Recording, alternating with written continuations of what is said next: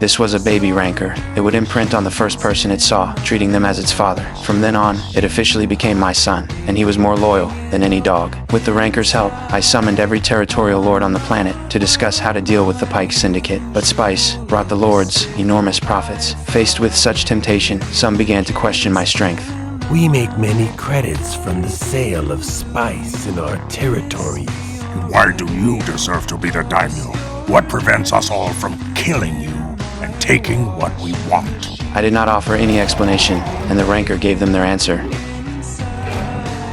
Between the rancor's intimidation and Black Chrysanthemum's menacing presence, the lords swallowed their objections. I never expected their complete obedience. I only needed them to refrain from allying with the Pikes when faced with steep transportation fees. Under my combination of threats and incentives, the lords pledged not to join forces with the Pikes. Then, they departed the palace one by one. But even without the lords as enemies, I still lacked the manpower to face the Pikes head-on. For this, Fennec found me the legendary Mandalorian Din Djarin. The group gathered in my palace. As Fennec outlined our situation, by now the Pikes had carved up much of Tatooine's territory. Our biggest problem remained numbers. We simply couldn't match the Pikes in a direct confrontation. Djarin offered a solution, call for reinforcements. On the far side of the planet lay a free town, beholden to no one. Its marshal was Djarin's old friend, Cobb Vanth. Under his command was a force of capable fighters. Djarin asked Cobb to come support me and help drive the Pikes off the planet. But the bartender nearby spoke up. They'd rename their settlement Freetown, and they wouldn't involve themselves in other people's wars. Seeing Cobb's hesitation, Djarin didn't press for an immediate answer. He flew his ship away, trusting that Cobb would ultimately choose what was right. But the moment Djarin left, Cobb sensed a killing intent. A figure in cowboy silhouette approached slowly. Cobb recognized the infamous bounty hunter Cad Bane. Cobb and his men tensed immediately. Bane demanded Cobb not to help me fight against the Pikes. If the renowned Marshal Cobb Vanth backed down, he'd become a laughingstock across the galaxy. So he refused outright. Seeing Cobb's resolve, Bane reached for his weapon.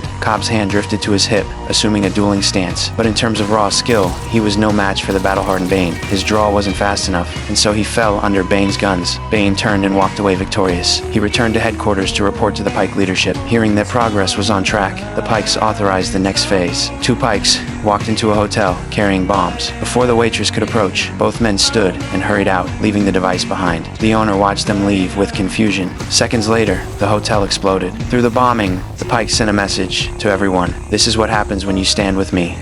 By the time I arrived, the beautifully furnished hotel had been reduced to nothing. Djarin had returned from Cobb's territory, but we didn't yet know that Cobb had already fallen in the name of justice.